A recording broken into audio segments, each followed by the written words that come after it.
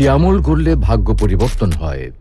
ভাগ্য পরিবর্তনের 6টি। প্রিয় দর্শক, ইমানের অন্যতম রোকন হচ্ছে তাকদীরে বিশ্বাস বা ভাগ্যে বিশ্বাস করা। আল্লাহ তাআলা জগৎ সৃষ্টির পূর্বেই সৃষ্টিকুলের ভাগ্য নির্ধারণ করে লাওহে মাহফুজে লিপিবদ্ধ করে রেখেছেন। এটা বিশ্বাস করাই হলো ভাগ্য বা তাকদীরে বিশ্বাস। এই তাকদীরের কিছু অংশ অপরিবর্তনীয়, যাকে কিছুতেই পরিবর্তন করা যায় না। তবে এর কিছু বিষয় পরিবর্তনীয়, যা বিভিন্নভাবে পরিবর্তন করা যায়। আজকের ভিডিওতে আমরা এ বিষয়ে বিস্তারিত আলোচনা করব ইনশাআল্লাহ। তাকদীরের পরিচয়। সুপ্রিয় দর্শক, তাকদীর শব্দের অর্থ হলো নির্ধারণ করা বা নির্দিষ্ট করা। শরীয়তের পরিভাষায় তাকদীর হলো আল্লাহ কর্তৃক বান্দার অতীত, বর্তমান ও ভবিষ্যতের সকল বিষয় নির্ধারণ করা। এ বিষয়ে আল্লামা সাদ রহমতুল্লাহ আলাইহি বলেন, সৃষ্টির যাবতীয় বিষয় তথা ভালো মন্দ, উপকার অপকার ইত্যাদি স্থান, কাল এবং এসবের শুভ ও অশুভ, ইষ্ট অনিষ্ট পরিণাম এবং সওয়াব ও আজাব পূর্ব হতে নির্ধারিত হওয়াকে তাকদীর বলা হয়।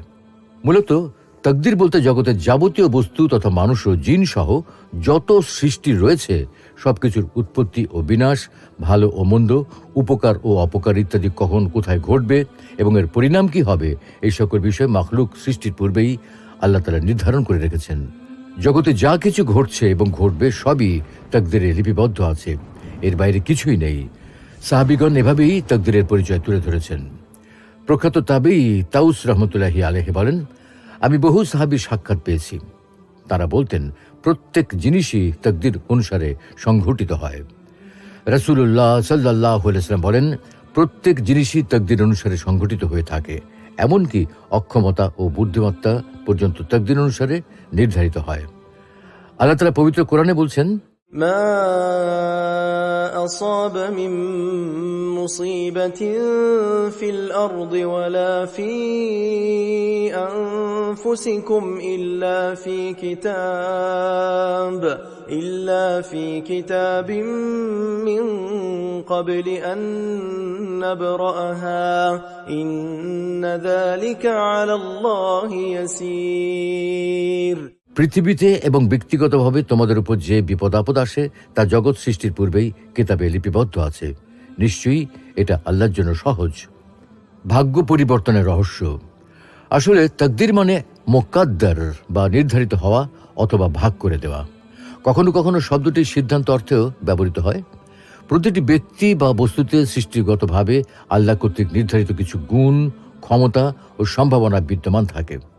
ব্যক্তি বা বস্তুর অন্তর্নিহিত এই গুণাগুণকে কদর বলা হয়, কারণ এটা ভাগ করে দেওয়া হয়েছে। এক এক ব্যক্তি বা বস্তুর জন্য এক এক রকম গুণ নির্ধারণ করে দেওয়া হয়েছে। তাই ব্যক্তি বা বস্তুর সম্ভাবনাকেও কদর বলা হয়, যাকে অন্য ভাষায় পদার্থের ধর্ম বলা যায়। সুতরাং কদর বা সম্ভাবনাকে কাজে লাগানো হলো আমল বা কর্ম, আর কর্মের সঙ্গে সংশ্লিষ্ট থাকে নিয়ত বা ইচ্ছা। মানব সমাজে কর্ম অনুযায়ী ফল লাভ হয়, আর আল্লাহ তাআলা নিয়ত বা ইচ্ছা অনুযায়ী ফল বা প্রতিদান দিয়ে থাকেন। কখনো কখনো দেখা যায় বস্তু তার নিজ কদর বা ক্ষমতা অনুযায়ী কাজ করতে পারে না বা করে না, তখন তাকে বলা হয় কাজা। কাজা অর্থ সিদ্ধান্ত, আল্লাহ তাআলার ফয়সালা। কাজা কখনো কদরের অনুকূলে হয়, আবার কখনো কদরের প্রতিকূলেও হয়। কাজা যখন কদরের অনুকূলে হয় তখন তা আমরা বুঝতে পারি না, কিন্তু কাজা যখন কদরের বিপরীত হয় তখন তা আমরা সহজেই বুঝতে পারি। সকল বস্তুর স্রষ্টা হলেন আল্লাহ তাআলা। এই হিসাবে মানুষের কাজকর্মের স্রষ্টা হলেন আল্লাহ, কিন্তু মানুষ নিজের কাজকর্মের ফাইল বা কর্তা। অর্থাৎ এই দুইয়ের পার্থক্য হলো, আল্লাহ তাআলা হলেন কাজের খালিক বা স্রষ্টা, আর মানুষ হলো কাজের ফাইল বা কর্তা।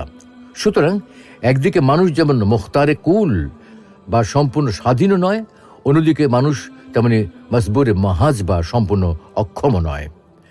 আল্লাহ তাআলা মানুষের অতীত, বর্তমান ও ভবিষ্যৎ সব কিছু জানেন। একে বলা হয় ইলমে ইলাহি বা আল্লাহ তাআলার জ্ঞান। আল্লাহ তাআলার এই ইলম সবসময় অপরিবর্তনশীল নয়। এটা কখনো কখনো আমল বা কর্মের ভিত্তিতে পরিবর্তন হয়। অর্থাৎ মানুষের জীবনে যা কিছু সংঘটিত হয় তা দুই ভাগে বিভক্ত: আমল বা কর্ম এবং কাজা বা সিদ্ধান্ত, অর্থাৎ পূর্ব নির্ধারিত ভাগ্য এবং আমলের ভিত্তিতে নির্ধারিত ভাগ্য। কাজা বা পূর্ব নির্ধারিত ভাগ্য সম্পর্কে আল্লাহ তাআলা বলেন, إن الله عنده علم الساعة وينزل الغيث وينزل الغيث ويعلم ما في الأرحام وما تدري نفس ماذا تكسب غدا وما تدري نفس بأي أرض تموت إن الله عليم خبير। কিয়ামতের জ্ঞান কেবল আল্লাহর নিকট রয়েছে। তিনি বৃষ্টি বর্ষণ করেন এবং মাতৃগর্ভে যা করেছে সে সম্পর্কে জানেন। কেউ জানে না আগামীকাল সে কি অর্জন করবে এবং কেউ জানে না কোন স্থানে তার মৃত্যু ঘটবে। নিশ্চয়ই আল্লাহ সর্বজ্ঞ, সর্ববিষয়ে অবহিত। এই আয়াতের ব্যাখ্যা প্রসঙ্গে শাইখ তাইকুদ্দিন নাবাহানি রহমতুল্লাহি আলাইহি বলছেন, যা স্বেচ্ছায় সজ্ঞানে করা হয় তা হলো আমল বা কর্ম। এর জন্য পুরস্কার বা তিরস্কার আছে। আর যা অনিচ্ছায়, অজান্তে বা প্রাকৃতিক ও অপ্রাকৃতিকভাবে সংগঠিত হয় তা হলো আল্লাহ তাআলার ফয়সালা, যাকে আমরা তাকদীর বলি। এতে কোনো পাপ পুণ্য নেই। যেমন কোনো বিশেষ এলাকায় জন্ম হওয়া, লম্বা হওয়া বা খাটো হওয়া, ফর্সা হওয়া বা শ্যামলা হওয়া ইত্যাদি, এতে কোনো পাপ পুণ্য নেই। দ্বিতীয়ত, সম্ভাবনা বা কদর বিদ্যমান থাকা অবস্থায় জেনে শুনে ভালো বা মন্দ নিয়ত নিয়ে কোনো কাজ করা বা না করা ইত্যাদি হলো আমল বা কর্ম। এর জন্য পুরস্কার বা তিরস্কার রয়েছে। আল্লাহ তাআলা মানুষের ভাগ্য নির্ধারণ করেছেন এবং তিনি এটা পরিবর্তন করারও ক্ষমতা রাখেন। তাকদীর বা ভাগ্য বিভিন্ন নেক আমল এবং দোয়ার মাধ্যমে পরিবর্তন হয়। ভাগ্য পরিবর্তনের আমল। সুপ্রিয় দর্শক, আল্লাহ তাআলা মানুষের ভাগ্য বিভিন্ন ধাপে নির্ধারণ করেন। কোরআনুল করিম এবং রাসূলুল্লাহ সাল্লাল্লাহু আলাইহি ওয়াসাল্লামের হাদিস থেকে মানুষের ভাগ্য নির্ধারণের 4টি ধাপ বা স্তরের কথা জানা যায়। একটি নির্ধারণ হয়েছে আসমান ও জমিন সৃষ্টির 50,000 বছর আগে। আর আরেকটা নির্ধারণ হয়েছে মানুষ আদম আলাইহিস সালামের পৃষ্ঠদেশে থাকাকালে। আরেকটা নির্ধারণ হয় মাতৃগর্ভে। আরেকটা নির্ধারণ হয় প্রতি বছরে একবার।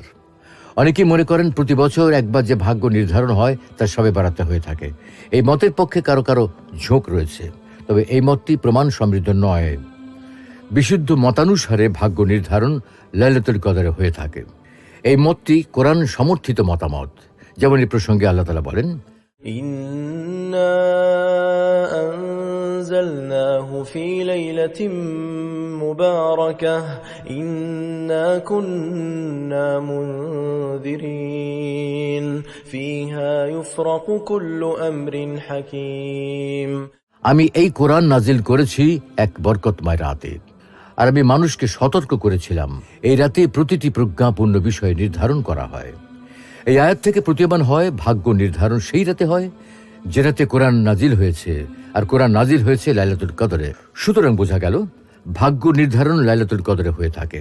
অবশ্য আমাদের দেশে শবে বরাতে মসজিদে অনেক ভিড় হয়ে থাকে।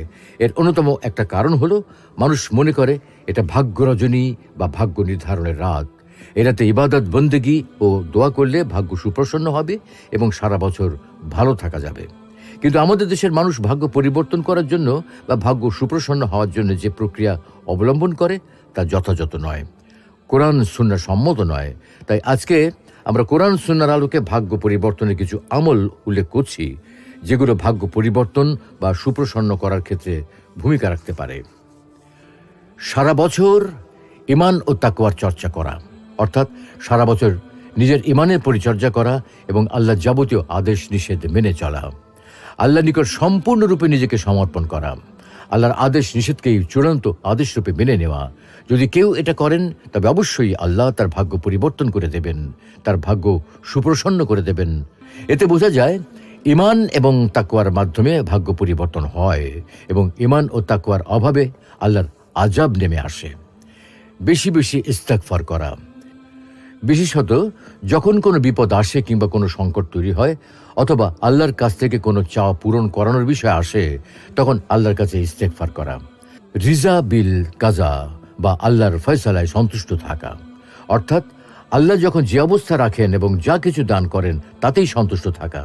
আল্লাহর কাছে কোনো জিনিস চেয়ে প্রত্যাশা মতো না পেলেও এই ভেবে শুকরিয়া আদায় করা যে আল্লাহ আমাকে যা দান করেছেন তাই আমার জন্য কল্যাণকর। আর শুকরিয়া আদায় করলে আল্লাহ নিয়ামত বৃদ্ধি করে দেন। সাদাকা করা, দান সাদাকার বদৌলতে বিপদ আপদ দূর হয়, ভাগ্য পরিবর্তন হয় এবং জীবনে সমৃদ্ধি লাভ হয়। অর্থাৎ আল্লাহ তাআলা দান সাদাকার বদৌলতে পৃথিবীতে ধন সম্পদে বরকত দেন এবং পরকালে বহু গুণে বিনিময়ে দান করেন। এজন্য ভাগ্য পরিবর্তন করতে চাইলে, ভাগ্য সুপ্রসন্ন করতে চাইলে সবসময় দান সাদাকা করতে থাকা চাই। এটা মানুষের ভাগ্য সুপ্রসন্ন হওয়ার ক্ষেত্রে সহায়ক হয়। দোয়া করা ভাগ্য পরিবর্তন বা সুপ্রসন্ন করতে দোয়া কার্যকরী ভূমিকা পালন করতে পারে। নবী করিম সাল্লাল্লাহু আলাইহি সাল্লাম বলেন, একমাত্র দোয়াই পারে তাকদীরকে পরিবর্তন করে দিতে। আত্মীয়তার সম্পর্ক রক্ষা করা নবী করিম সাল্লাল্লাহু আলাইহি সাল্লাম বলেন, যে ব্যক্তি চায় তার রিজিক প্রশস্ত হোক এবং তার আয়ু বৃদ্ধি পাক, সে যেন আত্মীয়তার বন্ধন রক্ষা করে। প্রিয় দর্শক, নিঃসন্দেহে আল্লাহ আদল ও ইনসাফকারী, তিনি ন্যায় বিচারী। আদল ও ইনসাফের ভিত্তিতে তিনি মানুষের ভাগ্য নির্ধারণ করেন এবং মানুষের কৃতকর্মের ভিত্তিতে তা পুনর্নির্ধারণ করেন। আল্লাহ তাআলা ভবিষ্যতের খবর আগে থেকে জানেন, তাই তিনি মানুষের ভবিষ্যতের আমল বিবেচনায় রেখে আগে থেকে ভাগ্য বরাদ্দ করেন, ভালো অথবা মন্দ ভাগ্য নির্ধারণ করেন। রাসূল সাল্লাল্লাহু আলাইহি ওয়াসাল্লাম একটি হাদিসে বলেছেন, ভাগ্যের কোনো পরিবর্তন নেই। আবার তিনি অন্য হাদিসে বলেছেন, দোয়া ভাগ্য বদলাতে পারে। দুটি হাদিস সমন্বয় করলে অর্থ দাঁড়ায় এই যে সাধারণত ভাগ্যের পরিবর্তন নেই, তবে কোনো বিশেষ আমলের কারণে, কোনো কারণবশত আল্লাহ তাআলা ভাগ্য পরিবর্তন করলেও করতে পারেন। ভাগ্য বা তাকদীরের দোহাই দিয়ে অনেক মানুষ ইবাদত ছেড়ে দেয়, তবে তারা কামাই রোজগার কিন্তু ছেড়ে দেয় না। রিজিকও তো ভাগ্যে লেখা আছে, তাহলে রুজি রোজগার করতে হবে কেন? এটা শয়তানের ধোঁকা। সুতরাং ভাগ্যের দোহাই দিয়ে কেউ যেমন রুজি রোজগার ছেড়ে দেয় না, তেমনি ভাগ্যের অজুহাত দেখিয়ে ইবাদতও ছাড়া যাবে না। আমার কাজ ইবাদত করা, আমি ইবাদত করব। ভাগ্য নির্ধারণের কাজ আল্লাহর। তিনি আপনার ভাগ্য নির্ধারণ করবেন, পরিবর্তন করবেন এবং সুপ্রসন্ন করবেন।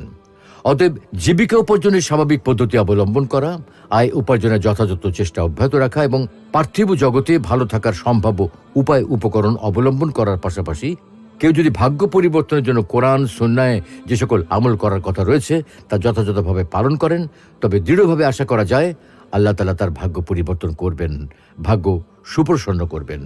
আল্লাহ রাব্বুল আলামিন আমাদের সকলকে নিজ নিজ ভাগ্য পরিবর্তনের জন্য কোরআন সুন্নাহ মোতাবেক চেষ্টা তদবির করার তৌফিক দান করুন। ঈমান ও তাকওয়া অর্জন, ইস্তেগফার, রিজা বিল কাজা, দান সাদাকা, আত্মীয়তার বন্ধন রক্ষা এবং দোয়ার মাধ্যমে নিজেদের ভাগ্য সুপ্রসন্ন করার তৌফিক দান করুন। আমিন।